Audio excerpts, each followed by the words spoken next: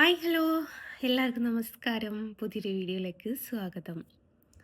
ഞാനേ ഒരു പ്രധാനപ്പെട്ട ഒരു കാര്യം പറയാൻ വേണ്ടിയിട്ട് വന്നതാണ്. നമ്മൾ പണ്ടത്തെ ഒരു പഴഞ്ചൊല്ലുണ്ട്, ഒന്നോർത്ത് കിണറ്റി ചാടിയാൽ പത്തോർത്ത് തിരിച്ചു കയറാൻ പറ്റൂല എന്ന് പറഞ്ഞിട്ട്. അത് എന്തുകൊണ്ടാണ് എൻ്റെയൊക്കെ കുട്ടിക്കാലത്ത് ഞാനൊക്കെ കരയുന്ന സമയത്ത് എൻ്റെ മാമയും ഉമ്മയും ഒക്കെ സ്ഥിരമായിട്ട് പറഞ്ഞുകൊണ്ടിരിക്കുന്നൊരു പഴഞ്ചൊല്ലായിരുന്നു, ഒന്നോർത്ത് കിണറ്റി ചാടിയാൽ പത്തോർത്ത് തിരിച്ചു കയറാൻ പറ്റൂല. അപ്പോൾ ഈ കുഞ്ഞിലെ ഇതിങ്ങനെ കേട്ടിട്ടാവാം ഒരു സമയത്തിപ്പം ഞാൻ ഇവരോട് എന്തുകൊണ്ടാണ് അങ്ങനെ ഒരു പഴഞ്ചൊല്ല് പറയുന്നത് എന്ന് ചോദിച്ചിട്ടുണ്ടായിരുന്നു. അതിന് വ്യക്തമായിട്ടുള്ള മറുപടി എനിക്ക് കിട്ടിയിട്ടുണ്ടായിരുന്നു. നിങ്ങളിൽ എത്ര പേർക്ക് അതിൻ്റെ കറക്റ്റ് മറുപടി അറിയാം, അല്ലെ അതിൻ്റെ കറക്റ്റ് ഉദ്ദേശിച്ചത് എന്താണ് എന്നുള്ളത് മനസ്സിലായി എന്ന് വിചാരിക്കുന്നു. ഇനി മനസ്സിലാവാത്തവരുണ്ടെങ്കിൽ ഞാനായിട്ട് പറഞ്ഞുതരാം. നമ്മൾ ഒരാളോടുള്ള ദേഷ്യമോ വാശിയോ വൈരാഗ്യമോ എന്തെങ്കിലും മൂത്തിട്ട് നമ്മൾ എന്തെങ്കിലും എടുത്തു ചാടി പറയുക.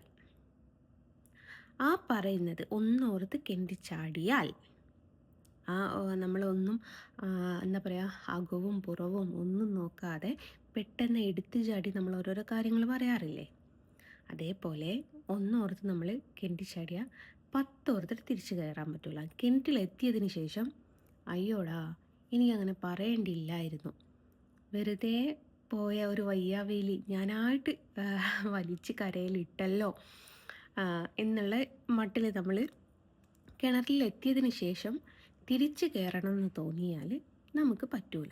ആരുടെയെങ്കിലും സഹായമോ അല്ലെങ്കിൽ ആരെങ്കിലും ഫയർഫോഴ്സിൻ്റെ സഹായമോ നാട്ടുകാരുടെ സഹായമോ അങ്ങനെ ആരുടെയെങ്കിലും സഹായം ഉണ്ടെങ്കിൽ തിരിച്ച് നമുക്ക് ആ കിണറ്റിൽ നിന്നും പുറം ലോകത്തേക്ക് എത്താൻ പറ്റുള്ളൂ. വേറൊരു സംഭവം അതിലുണ്ട്. നമ്മളൊക്കെ കിണറ്റ് ചാടുന്ന സമയത്ത് നമ്മളൊക്കെ ഇന്ന് ഒരു കാഷ്വൽ ടോക്കായിട്ട് പറഞ്ഞതാട്ടോ. കിണറ്റിൽ ചാടുന്ന സമയത്ത് കിണറല്ല കിണറാണ് എന്നുള്ളതും എനിക്കറിയാം.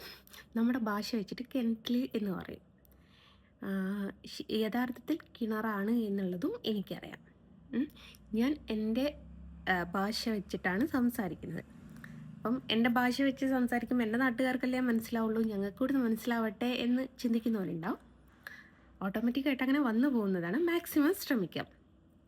അതായത് കിണറിൽ ചാടുന്ന സമയത്ത് ഒന്നെങ്കിൽ നമുക്ക് മുങ്ങിച്ചാവാനുള്ള വെള്ളം വേണം, ഇല്ലെങ്കിൽ എന്ത് സംഭവിക്കുമെന്ന് വെച്ചാൽ ആ കിണറിൽ നിന്നും കയ്യോ കാലോ പൊട്ടിയിട്ട് തലയോ പൊട്ടി ചോര വന്നിട്ടൊക്കെ നമ്മളവിടെ കിടക്കേണ്ടി വരും. അപ്പോൾ ഒരു സിനിമയിൽ ദിലീപ് വിളിച്ച് പറഞ്ഞിട്ടുണ്ടാതിരി, ഭാസ്കരേട്ടാ ഞാൻ കിണറ്റിൽ വീണേ എന്ന് പറഞ്ഞിട്ട് വിളിച്ചു പറയാനേ നമുക്കൊക്കെ പറ്റുള്ളൂ.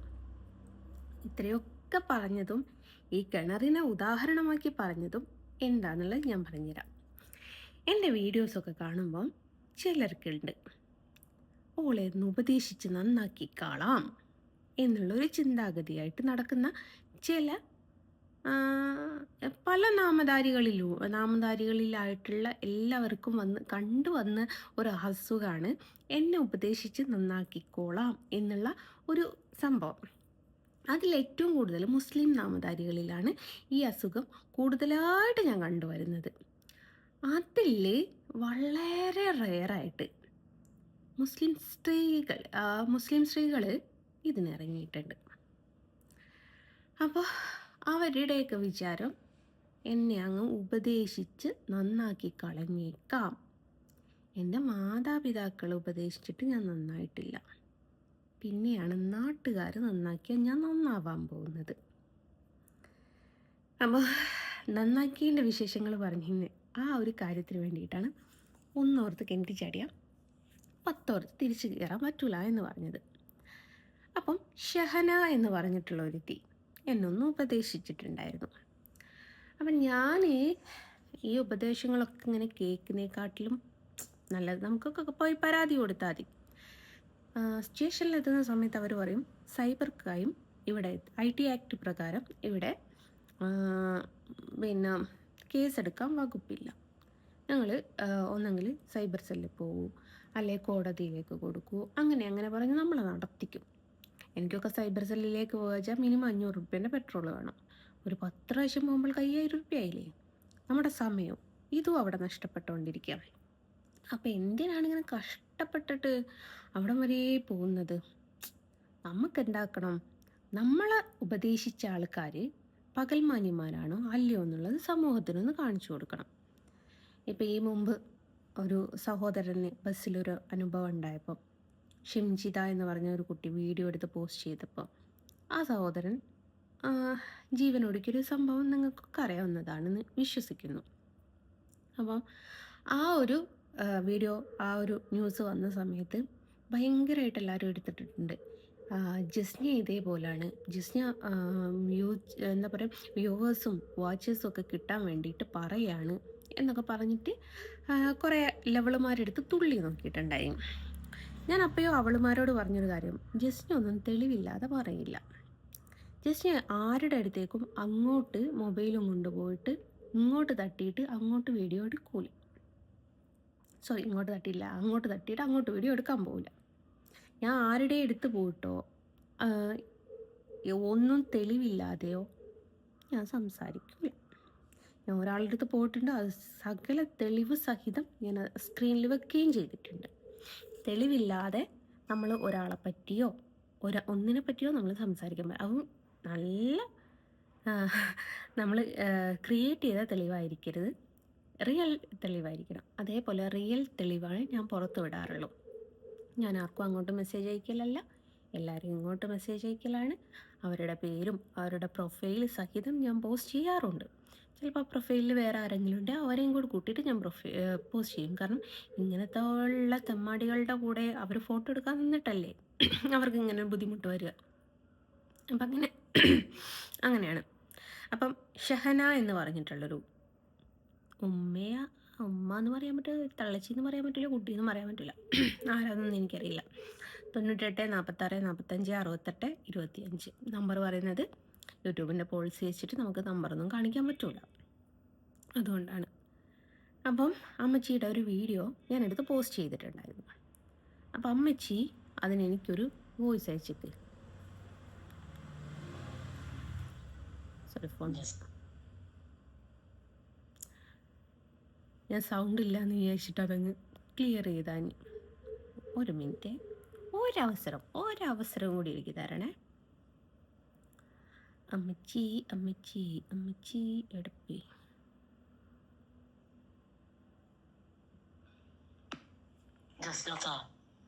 ഫേസ്ബുക്കിൽ കുറച്ച് എന്ത് വീഡിയോസ് ആട്ടെ അന്ന് എനിക്ക് വിട്ടുന്നാണ് ഞാൻ കാണട്ടെ.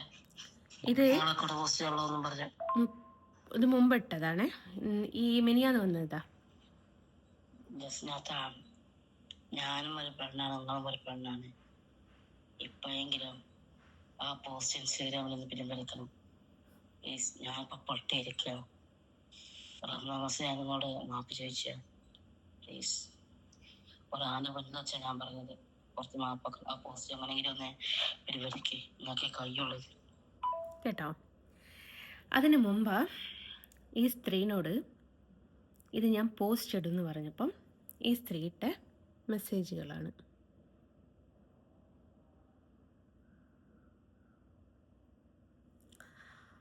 ഉത്തരവ്. പിന്നെ വലിയ ഉപകാരം. ഞാനൊരു കേസ് കിട്ടാഞ്ഞിട്ട് എന്താ ചെയ്യുക എന്ന് വിചാരിച്ചിരിക്കുമ്പോഴാണ് ഇപ്പോൾ അതും വലിയ ഉപകാരം, അതുമായി വലിയ ഉപകാരം.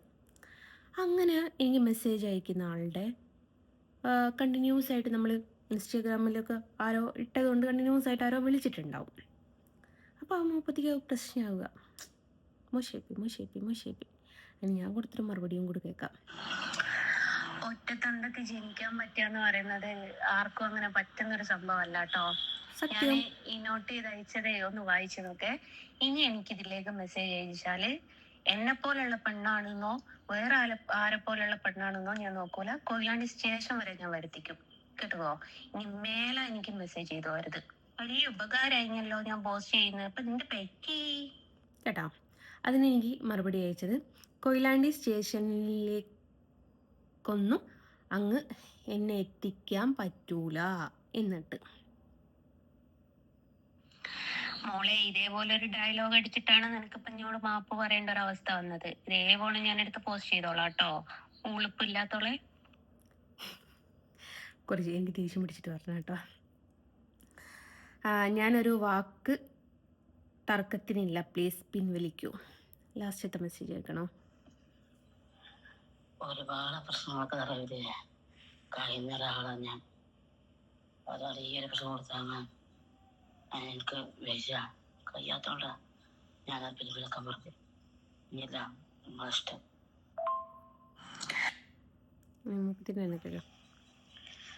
അത്രക്കൊക്കെ വേണം. റമദാൻ മാസത്തെ പ്രശ്നങ്ങളൊക്കെ തീരെ ഈ പ്രശ്നങ്ങൾ ഞാൻ താങ്ങാൻ കഴിയൂല. അതുകൊണ്ട് പറഞ്ഞതാണ് ഭാഷകളെ പരസ്പരം ക്ഷമിച്ചോളെ. ചെയ്തെറ്റ പുറത്ത് മാപ്പാക്കണം. കുറ്റബോധം, മാനസാന്തരം എന്നൊക്കെ നമ്മുടെ നാട്ടിലേക്ക് പറയും. ഇതിൻ്റെയൊക്കെ എന്താവശ്യമായിരുന്നുള്ളത്? എന്താവശ്യമുള്ളത്? ആ സ്ത്രീക്ക് ആ സ്ത്രീ എടുക്കുന്ന പണി എന്തോ അതും കൊണ്ട് മുമ്പോട്ട് പോകുന്നതല്ലേ നല്ലത്. എൻ്റെ മേക്കിട്ട് കയറാൻ വരണ്ടീനോ? എന്നെ ഉപദേശിക്കാൻ വരണ്ടീനോ? എന്നെ നന്നാക്കി സ്വർഗത്ത് കൊണ്ടുപോകാൻ വരണ്ടീനോ? അപ്പം നമുക്ക് എന്താ പറയുക, കംപ്ലൈൻറ്റ് കൊടുത്ത് അതിൽ കൂടി നീതി കിട്ടി അതിന് വർഷങ്ങൾ കാത്തു നിൽക്കേണ്ടി വരും. ഞാൻ എന്താക്കി, തെളിവ് സഹിതം സോഷ്യൽ മീഡിയയിൽ പോസ്റ്റ് ചെയ്തു. ആളുടെ ഫോട്ടോസ് സഹിതം ഞാനങ്ങ് പോസ്റ്റ് ചെയ്തു വിട്ടു. അതുകൊണ്ട് എന്തായി, ഈ പകൽമാന്യൻ എന്നൊക്കെ കേട്ടിട്ടില്ലേ? ആ മാന്യതയുടെ മുഖം അവിടെ വെളിച്ചത്ത് ചാടി. അപ്പോൾ ആൾക്ക് ഭയങ്കര ഷെയിമായിട്ട് വന്നു. നാട്ടുകാരറിഞ്ഞല്ലോ, വീട്ടുകാരറിഞ്ഞല്ലോ, വേണ്ടായിരുന്നു എന്നൊക്കെ തോന്നിയതുകൊണ്ട് മാപ്പ് പറയാം. അതും റമലാനിനെ പിടിച്ച് മാപ്പ് പറയാം. ഞാൻ ആ പെണ്ണുങ്ങളോട് പറഞ്ഞിട്ടുണ്ട്, റമലാനും ഷാബാനും ഒക്കെ നിങ്ങൾക്ക് മാത്രം, എന്നെ അതിൽ കൂട്ടണ്ട.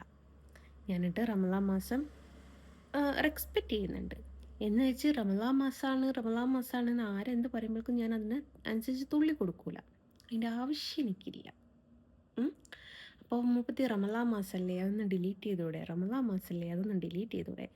വായിലൊന്ന് അടക്കി വെച്ചിട്ടുണ്ടായിരുന്നെങ്കിൽ ഇത്തരത്തിലുള്ള ബുദ്ധിമുട്ടുണ്ടാവില്ലായിരുന്നല്ലോ.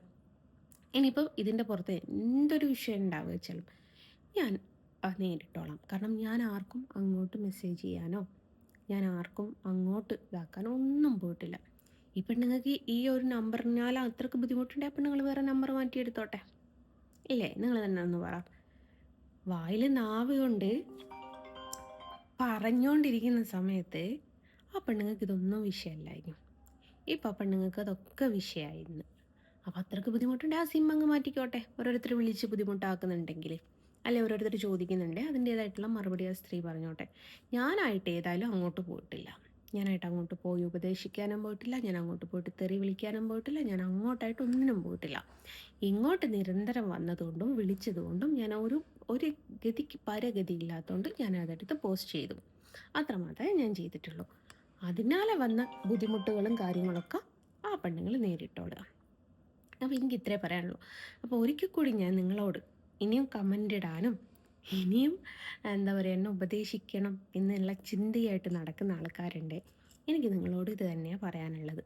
ഒന്നോർത്ത് കിണറ്റി ചാടിയാൽ 10 ഓർത്ത് തിരിച്ചു കയറാൻ പറ്റൂല.